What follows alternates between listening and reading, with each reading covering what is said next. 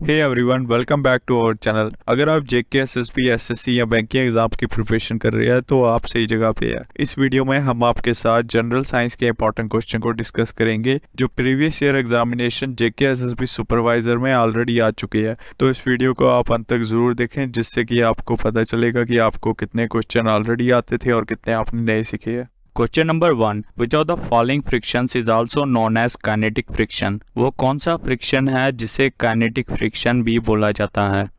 The right answer is sliding friction. Sliding friction is also known as kinetic friction. It is the resistance that opposes the motion of two surfaces that are sliding each other.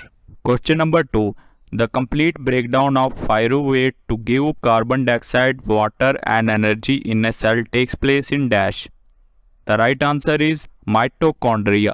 Mitochondria को power house of the cell भी बोलते हैं। Mitochondria वो organelles है that are found in eukaryotic cells and also responsible for producing energy through a process called cellular respiration. Question number 3, which of the following has the lowest energy in an electromagnetic spectrum.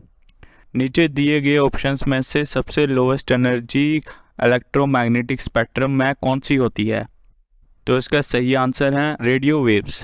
Question number 4, in an ecosystem zooplankton is an example of dash. Zooplankton किसकी example होती है? The right answer is heterotrophs. Zooplankton are heterotrophic plankton that range from microscopic organisms to large species such as jellyfish. They are found within large bodies of water including ocean and freshwater systems.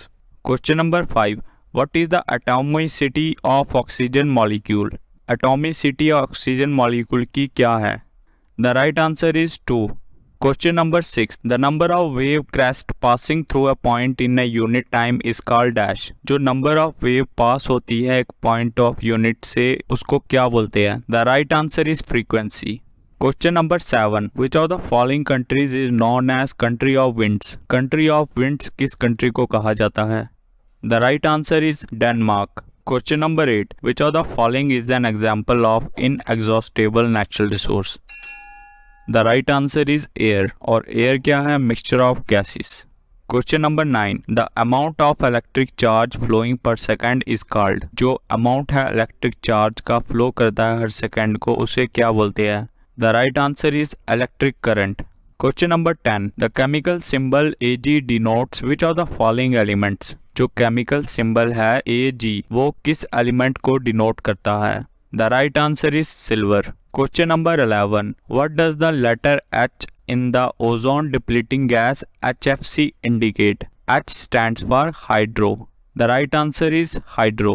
Question number 12, which of the following instrument is used to measure atmospheric pressure? वो कौन सा instrument है जिससे हम major करते हैं atmospheric pressure को? The right answer is barometer. Question number 13. Which of the following devices is used to measure the electromotive force of a given cell? वो कौन से डिवाइस है जिससे हम मेजर करते हैं electromotive force of a cell? The right answer is potentiometer. Question number 14. The force of attraction between two temporary dipoles is called. The right answer is dispersion force.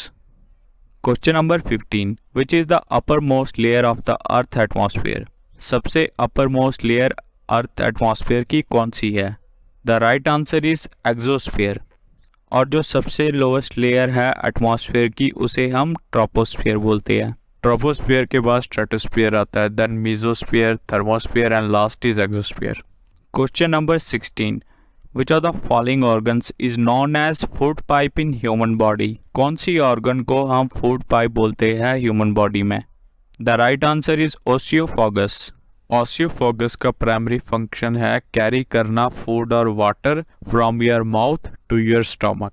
Question number 17, which of the following vitamin is also known as biotin. वो कौन सा vitamin है जिसे हम biotin बोलते हैं? The right answer is vitamin B7। Vitamin D को हम कैल्सीफ्लोर बोलते हैं, विटामिन सी को हम एस्कॉर्बिक एसिड बोलते हैं, विटामिन ए को हम रेटिनॉल बोलते हैं, विटामिन ई को टोकोफ्रोल बोलते हैं एंड विटामिन के को फाइलोक्विनोन बोलते हैं। Question number 18, the rate of change of velocity with respect to time is called dash. जो rate of change of velocity है विद रिस्पेक्ट टू टाइम उसे क्या बोलते हैं?